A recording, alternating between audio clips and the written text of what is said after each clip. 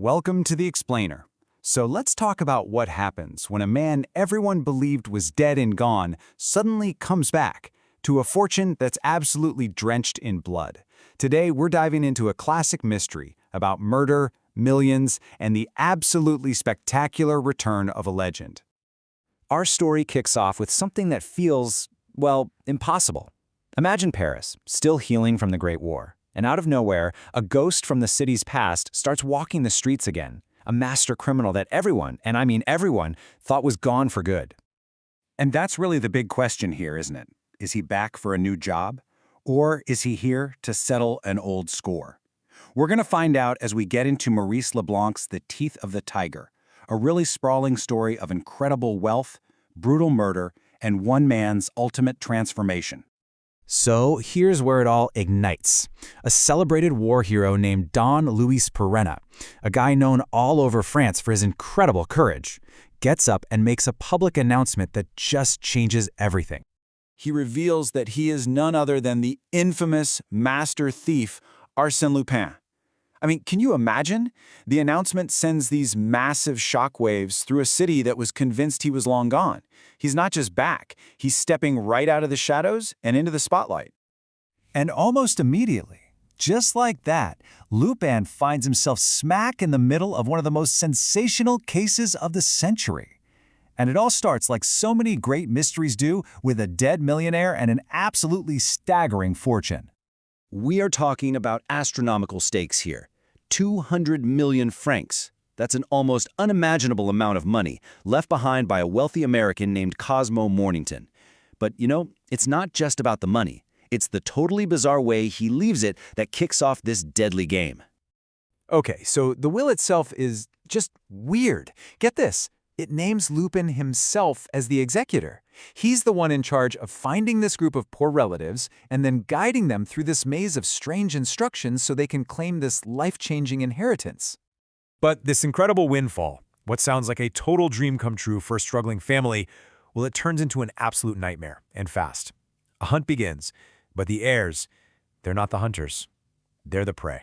One by one, the heirs are just picked off in this really brutal, systematic way. The deaths are made to look like accidents, but there's one horrifying thing that connects them all. These savage claw marks, like they were attacked by a wild beast. And the press, they give the killer a name, the Tiger.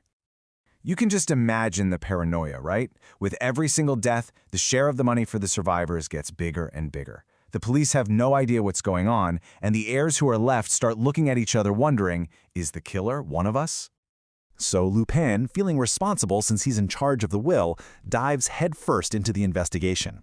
He actually goes undercover, pretending to be a modest relative named Monsieur Leiris, just so he can get inside that paranoid family circle and see what's really going on. And this is where everything changes.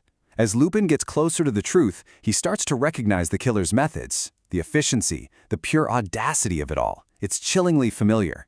He realizes this isn't just about greed. This is a signature.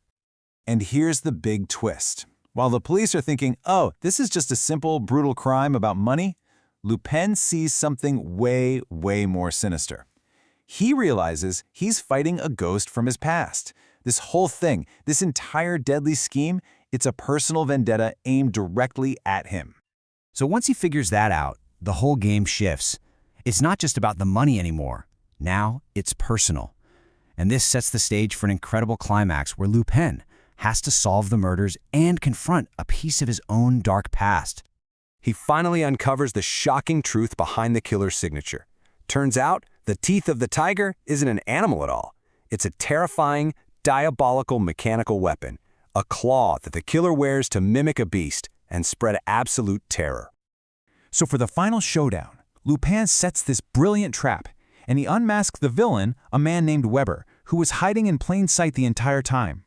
Lupin exposes the whole conspiracy, proving the murders were all part of this long, simmering plan for revenge against him. And this brings us right to the heart of the story, Lupin's transformation. With the case solved, he's now in control of the entire 200 million franc fortune. Now the Lupin of old, the classic gentleman thief, he would have vanished with every single cent. But the war, in this case, they've changed him. This is a new Lupin. So what does he do? First, he makes sure the surviving heirs are set up for life, totally comfortable. Then, he takes the rest of that massive fortune and turns it into a new kind of weapon, a weapon for good. He's reborn, no longer just a thief, but a modern-day Robin Hood, using the money to fight for the poor and the oppressed. And that's really where the story leaves us. It cements this brand new identity for one of literature's greatest characters, and it leaves you with a really fascinating thought. Where exactly is the line between a master criminal and a champion of the people? And can a person truly outrun their own legend to build an even better one?